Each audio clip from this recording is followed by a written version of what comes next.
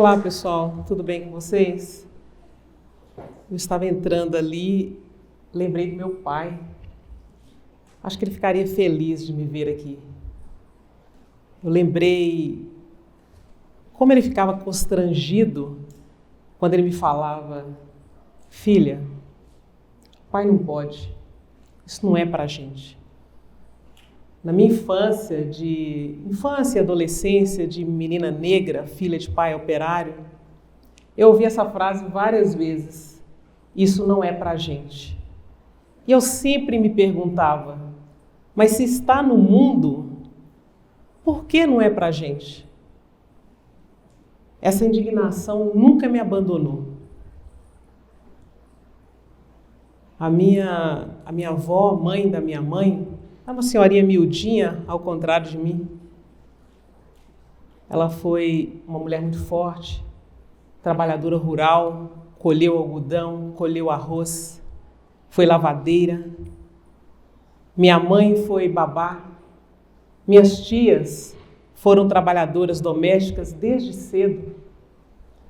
Então aquilo parecia um ciclo inquebrável para mim. Mas hoje eu estou aqui, sou juíza há 13 anos, falando da melhor universidade da América Latina, com pessoas interessadas em ouvir o que eu tenho a dizer. Então, eu percebo que eu consegui passar por uma fresta. E aí vocês podem pensar: mas você se esforçou? Sim, eu me esforcei muito, mais do que a média. É como aquela música do Cidade Negra, né? Você não sabe quanto eu caminhei para chegar até aqui. Mas o esforço não foi o principal. O decisivo foi a oportunidade. Porque até para você se esforçar, você tem que primeiro ter uma oportunidade, uma chance de começar. Eu tive 3 chances, 3 oportunidades que eu considero que foram transformadoras na minha vida, ou na vida que eu poderia ter tido naquele ciclo. A primeira delas é o básico, o mínimo existencial que toda pessoa no mundo deveria ter: casa, comida, afeto, cuidado com a saúde. A segunda foi a educação pública de qualidade. E a terceira foi o acesso a um cargo de poder a partir de um concurso público, de provas e de concorrência ampla, porque de outra maneira eu não acessaria essa posição, porque eu não fazia parte de um grupo de poder. Então hoje eu estou aqui, eu trago comigo a força dessas mulheres que me antecederam. Mas e as juízas, engenheiras, cientistas, atletas, médicas que não passaram pela fresta? Eu continuo indignada. Eu continuo me perguntando se está no mundo, se foi criado pela inteligência humana, várias facilidades para uma vida boa, para uma vida digna. Por que uma parte não pode acessar? Por que uma parte tem que dizer isso não é para a gente? Eu sou uma mulher da lei, mas a lei não me responde essa pergunta. Porque pela lei, nós somos todos iguais. E aí eu pergunto para vocês: hoje, no Brasil, uma mulher negra é igual em direitos e dignidade que um homem branco? Uma pessoa com deficiência tem o mesmo acesso à cidade que uma pessoa sem deficiência? Se nós somos iguais, segundo a lei, por que a comunidade LGBTQIPN+, sofre mais violência? Percebem que tem um paradoxo aí, tem alguma coisa errada? Na lei somos iguais, mas na vida há uma desigualdade gritante. Vamos olhar à nossa volta. Nós somos iguais? Olhe, nós somos totalmente diferentes. Nós somos muito diversos. E tudo bem. Isso é uma coisa natural, isso é um fato da vida humana. Não é algo para se discordar ou concordar. É natural. E também não é algo a se combater. A ciência já provou que a diversidade é riquíssima, que um ambiente com pessoas diferentes resolve problemas de maneira muito melhor, é muito mais inovador, toma decisões mais justas. Então, como falar de igualdade na diferença? Primeiramente, é importante dizer que é fundamental que a lei diga que nós somos iguais. Por quê? Isso nos garante o direito de não sermos discriminados. E se nós temos o direito de não sermos discriminados, nós podemos lutar por esse direito. Mas cada um parte de um lugar. E tratar a igualdade na diferença é considerar esse lugar. Em outras palavras, a igualdade, para ser realizada na prática, demanda tratar desigualmente os desiguais. Vou dar um exemplo para vocês. Tem uma imagem que é muito corriqueira na internet, que é: imaginem 3 garotos de alturas diferentes tentando assistir a um jogo por cima de um muro, um jogo de futebol. Se eu der a eles 3 caixotes iguais, o mais alto vai assistir o jogo tranquilamente, sem nenhum esforço.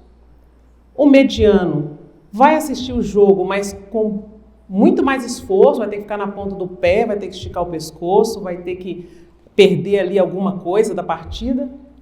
E o mais baixo não vai assistir o jogo, nem se ele se esforçar, nem se ele subir no caixote, nem se ele levantar os pés. Então percebam que eu tenho uma igualdade, caixotes iguais, mas eu não tenho equidade, porque as oportunidades de assistir o jogo são diferentes. Os 3 garotos não tiveram a mesma oportunidade de assistir o jogo. E como que eu faço, então, para chegar a essa sociedade com mais equidade, com mais justiça social? Porque a justiça social tem mais relação com a equidade do que com a igualdade formal que a lei coloca. Como nós conseguimos nos aproximarmos dessa sociedade mais equitativa? O passo mais importante é mudar a cultura. E por que cultura? Porque antes de qualquer decisão que vai contratar uma pessoa diferente, antes de qualquer iniciativa de lei para políticas afirmativas, por exemplo, antes de qualquer fala no dia a dia, vem a cultura. O conjunto de valores e de costumes e de conceitos e de pré-conceitos que nós temos molda tudo que a gente faz. Então, se você é um dono de empresa, um gerente de empresa, e você foi criado em uma cultura machista, familiar ou institucional, se você tiver a oportunidade de contratar um gerente, você não vai dar essa oportunidade para uma mulher, ainda que ela seja qualificada, por conta da sua cultura. E aí vocês podem pensar: mas mudar a cultura é muito difícil, é muito demorado, muito complexo, né? Talvez não. A gente está num mundo muito diferente do que a gente tinha antes. Nós estamos hiperconectados. As nossas mensagens podem chegar a milhões, bilhões de pessoas, quase em tempo real. A gente acostumou a viver com a internet, nós estamos aprendendo a viver com a inteligência artificial, que é algo que rompe totalmente com tudo que a gente considera normal. E numa velocidade incrível nós estamos aprendendo a viver com isso, a ponto de previsões entenderem que daqui a 5 anos o tipo de vida que a gente vai levar será totalmente diverso do que a gente tem hoje. Então nós somos muito adaptáveis. É possível mudar a cultura. Só que para isso nós precisamos de uma ação consciente. O que eu posso fazer para contribuir com essa mudança para uma cultura de mais diversidade? A gente não precisa mudar o mundo. Olha no seu entorno. Se você é uma pessoa em posição de poder, abra portas para o diferente. Estude, se informe sobre a cultura, sobre a história de quem é diferente de você. Isso vai permitir que você compreenda melhor essa pessoa. Reveja sua linguagem, suas piadas. Apoie políticas afirmativas, tente entender o porquê delas. Tenha uma conduta antidiscriminatória no seu dia a dia, no seu trabalho, com seus amigos, com a sua família. Não neutra. Neutra não. Antidiscriminatória. Você não precisa ser de um grupo oprimido para fazer isso. A Djamila Ribeiro já nos ensina, todo mundo tem lugar de fala. Eu percebo com muita angústia que o fosso da desigualdade no mundo está aprofundando, está muito profundo. E isso é perigoso sobre vários aspectos em termos de futuro da humanidade, porque a desigualdade ela é raiz de muitos males, de violência, de crise econômica, de impacto ambiental. Fora a questão humana em si, né? De eu reconhecer a humanidade do outro. Então, não é uma coisa para daqui a 100 anos, é para agora. Não é uma coisa que nós podemos pensar, que mundo eu quero deixar para os meus netos. Não, não são seus netos, são seus filhos, é você mesmo. Isso está acontecendo agora. Então a gente precisa ter uma ação consciente agora. No sentido de entender que não há um padrão universal do que é melhor em termos de humanidade.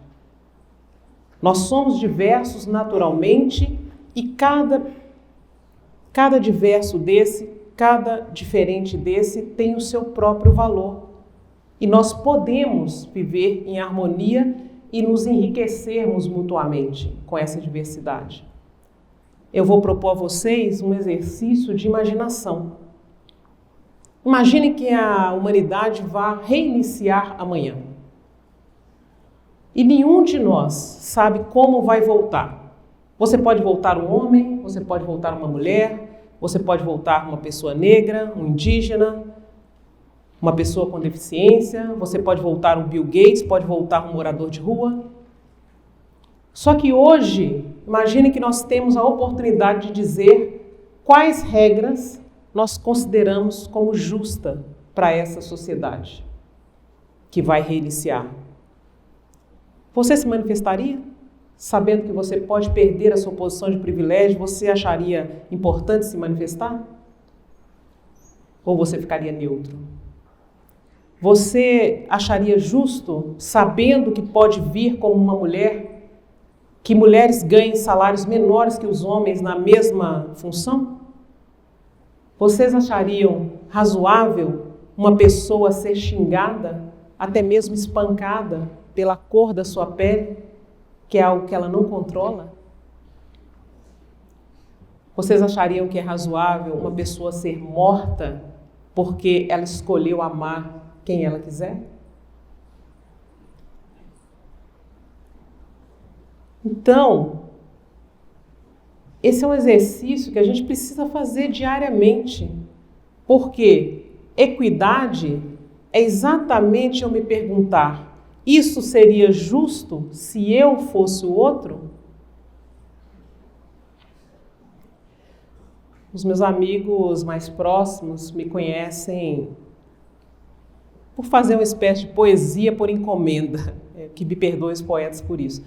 Mas para eu conseguir passar para vocês alguma mensagem, alguma coisa que transforme, que vá reverberar, que vá gerar alguma ação, alguma reflexão, eu preciso tocar a alma de vocês.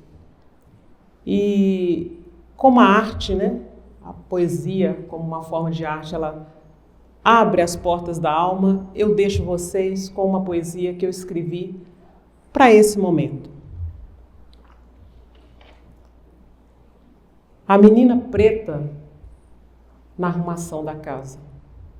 A porta da escola fechada. Tudo o que ela queria era brincar como as outras meninas. De tudo já tão cansada. Queria também bons sapatos e levar os pais para jantar. Não era para ela. A menina preta queria ser bacharela, mas era preta demais para qualquer dignidade. Até que a menina preta acordou do pesadelo da desigualdade. A fresta era já um caminho.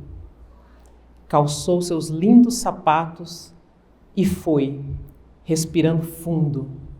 A vida era para ela e para todas as meninas pretas do mundo. Muito obrigada a todos que aqui estão e a quem veio antes e me trouxe até aqui.